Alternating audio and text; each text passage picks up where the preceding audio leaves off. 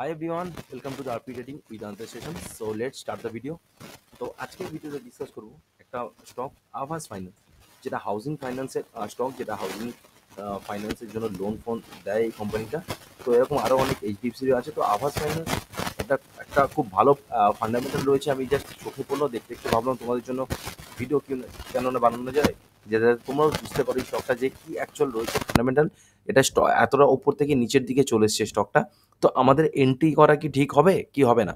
তো চলো ভিডিওটা শুরু করি। বিফোর স্টার্টিং দ্য ভিডিও একটা disclaimer, I am not a SEBI registered. Before investing any script or any taking financial decisions, please do your own analysis or consult with your financial advisor. Okay, তো চলো, পুরো educational পারপাসের জন্য তৈরি হচ্ছে। শেখো শুধু just কীভাবে আমরা স্টককে অ্যানালিসিস করি, কীভাবে আমরা এখান থেকে বাউন্স ব্যাক এক্সপেক্ট করতে পারি, কীভাবে ব্যালেন্স শিট পড়ি, টেকনিক্যাল কীভাবে দেখি। তো সেই সব জিনিসগুলো ডিসকাস করবো, জাস্ট শিখতে থাকো তোমরা। দেখো, প্রথমে এখানে আমার মান্থলি টাইম ফ্রেম খোলা আছে। দেখো, মান্থলি টাইম ফ্রেমে যদি দেখো, স্টক অলরেডি এখান থেকে আপ ট্রেন্ডে রয়েছে, তাই তো? এখান থেকে আপ ট্রেন্ডে রয়েছে। এই যে এখানে ডিপটা নিয়েছে, নিয়ে এখানে একটা এরকম ডাব্লু টাইপের ফর্মেশন মান্থলি টাইম ফ্রেমে করছে। ওকে, চলো। আর এখান থেকে কি হয়েছে, এই টেন লাইনটা চলো এখান থেকে বুঝতে পারবেন, আমি উইকলি টাইম ফ্রেমে করা দেখাই।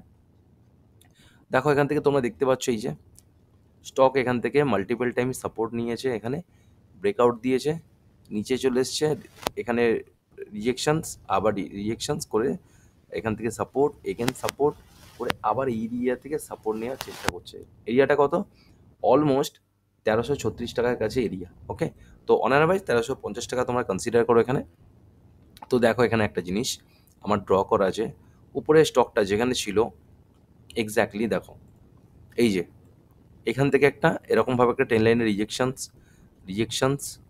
রিজেকশনস খেতে খেতে এখানটাতে টেন লাইনের কাছে হল্ড করেছে। হল্ড করে ছোটোভাবে ব্রেকআউট দিয়েছে, ব্রেকআউট দিয়ে আবার এখান থেকে নিচে চলে এসছে স্টকটা। ওকে, উইকলি টাইম ফ্রেমে এই কন্ডিশন। তার মানে উইকলি কন্ডিশন যদি দেখি আমরা, মান্থলিতে বুলিশ ক্যান্ডেল, উইকলি যদি দেখি, দেখো উইকলিতে একটা বড় টাইম ফ্রেমে ডাব্লু টাইপের ফর্মেশন এরকম হতে যাচ্ছে এই স্টকটার মধ্যে। আর এখানে স্টকটা এই যে এখানে অনেকটা বেস ক্রিয়েট করছে, এখানে যে ডাব্লু তৈরি হচ্ছে সেখানে অনেকটা বেস ক্রিয়েট করছে। তো একবার ডেলি টাইম ফ্রেম দেখে নেবো। ডেলি টাইম ফ্রেম দেখো, সেম জিনিস শো করছে এখানে। যতবার লোগুলো হচ্ছে, লোগুলো সাস্টেন হচ্ছে স্টকের জন্য। দেখো, এখান থেকে এই লোটা আপার লেভেলে শিফট হয়ে গেছে, আবার যে এই লোটার মেরেছে, এই লোটা আপার লেভেলে শিফট হয়েছে, আর যে হাইগুলো অলরেডি আপার লেভেলে হাইগুলো যাচ্ছে, মানে হায়ার হাই ফর্মেশন করতে যাচ্ছে স্টকটা, একটা এরকম টাইপের দেখা যাচ্ছে স্টকটার মধ্যে। ওকে, তো চলো একবার আমরা দেখে নেবো এর ফিনান্সিয়াল কী বলছে। আভাস ফাইন্যান্স, যার মার্কেট ক্যাপিটাল 12,400 কোটি টাকা, স্টক পি 26.7, আরওসি 9.51, আর আরওই 14.1, ঠিকঠাক প্যারামিটার শো করছে এখনও পর্যন্ত। ডেপথ 11,000 কোটি টাকা। দেখো, ফাইন্যান্স কোম্পানির কাছে ডেপথ থাকবে, এটা একটা কোয়াইট নর্মাল বিষয়। তো অ্যাজ সাচ কনসার্নের বিষয় নয় এটা, এমন কিছু।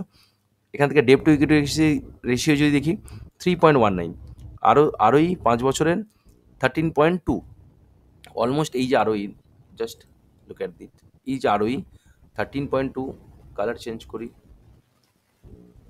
ওকে, এই যে আরওই, এই আরওই আর এই আরওইটা পুরো সেম, মানে 1 বছরের আরওই যা 5 বছরের অ্যাভারেজ আরওই সেম, মানে কোম্পানি রিটার্ন অন ইকুইটিটা সেম জেনারেট করছে এখান থেকে, সেম পার্সেন্টেজে। তো চলো, আর কি প্যারামিটার আছে দেখে নেবো। নেট প্রফিট যদি দেখি, দেখো 465 কোটি টাকা নেট প্রফিট, সেলস গ্রোথ 26.6, আর প্রফিট গ্রোথ 35 পয়েন্ট, যেটা খুব ভালো একটা ম্যাসিভ নাম্বার। ওকে, ইন্ডাস্ট্রি পি 15 আর স্টক পি 26, ইন্ডাস্ট্রি পির থেকে ওপরে ট্রেড করছে।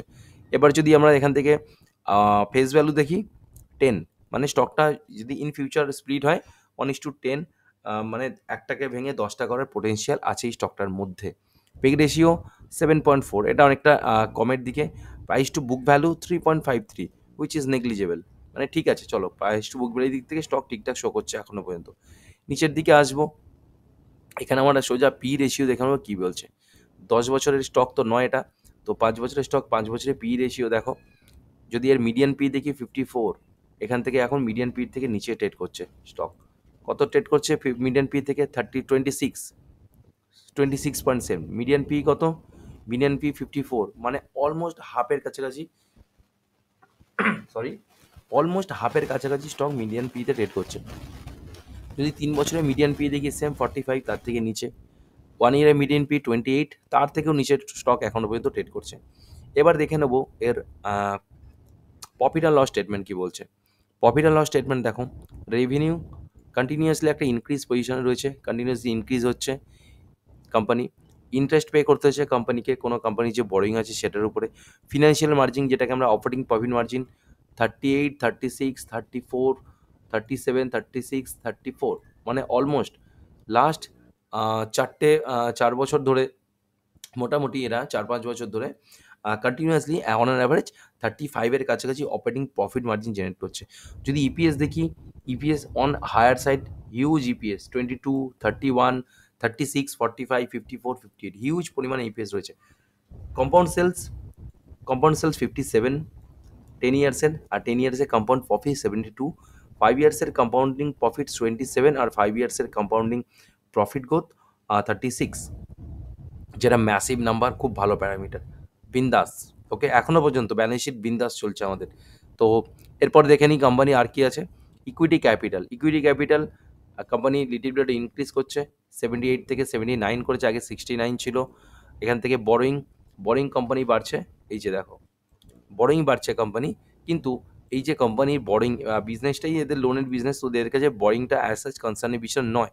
এই যে ফাইন্যান্স বা এনবিএফসি কোম্পানিগুলোর কাছে এগুলো অ্যাজ সাচ কনসার্নের বিষয় হয় না বরোয়িংটা। বরোয়িং আছে 11,200 কোটি, আর রিজার্ভও কোম্পানি করছে 3,434 কোটি টাকা রিজার্ভ আছে। আন্ডার কনস্ট্রাকশনে কিচ্ছু নেই, জিরো শো করছে। টোটাল অ্যাসেট 15,038 কোটি টাকা।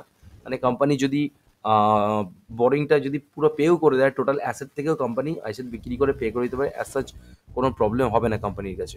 তো দেখে নেবো একবার আরোইটা, দেখো এখানে একটা আরোই দেখাচ্ছে 24, 21, 15, অন অ্যান অ্যাভারেজ দেখো এই যে 2000 বলছি 19 থেকে অন অ্যান অ্যাভারেজ 13-এর কাছাকাছি এরা রিটার্ন অন ইকুইটি জেনারেট করছে কোম্পানি। প্রোমোটার হোল্ডিংয়ে চলে আসবো। প্রোমোটার হোল্ডিংয়ে দেখো 50.15, এখান থেকে প্রোমোটার তার স্টেক সরিয়ে নিয়েছে। কিন্তু এই যে এটা এত কিছু কনসার্নের ব্যাপার নয়, কারণ হচ্ছে প্রোমোটার দেখো 50% যখন স্টেকটা সরিয়েছে, 50 থেকে 39, মানে 11% স্টেকটা সরিয়েছে। এই স্টেকটা কারা নিয়েছে, এখান থেকে দেখো সাথে সাথে দেখো 7% বাই করে নিয়েছে। এখান থেকে কারা 7%-এ অলমোস্ট বেশি এফআই বাই করেছে।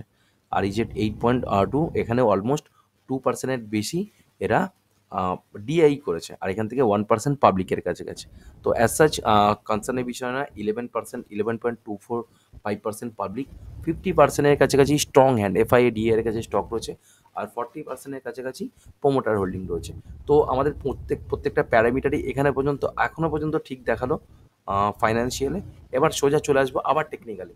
টেকনিক্যালি এসে কী দেখবো, একবার উইকলি টাইম ফ্রেম চলো চেক করে নিই, সরি ডেলি টাইম ফ্রেমটাই থাক, তারপর উইকলি টাইম ফ্রেম দেখাচ্ছি তোমাদেরকে। দেখো যেটা দেখালাম এখান থেকে, স্টক এখানে যদি দেখো একটা চ্যানেলের মধ্যে দিয়ে চলছে, ওকে। একবার চলো একবার চ্যানেলটা ড্রই করে দেখি আমি কী শো করছে এখানে। চলো let me draw the channel. দেখো অলমোস্ট একটা চ্যানেলের মধ্যে দিয়ে হায়ার হাই ফরমেশনের স্টকটা এখান থেকে ট্রেড হচ্ছে। তো আমাদের ইনভেস্টমেন্টটি কোথায় হতে পারে, এই স্টক হয়তো এখান থেকে নাও আসার চান্স আছে 1580 টাকায়।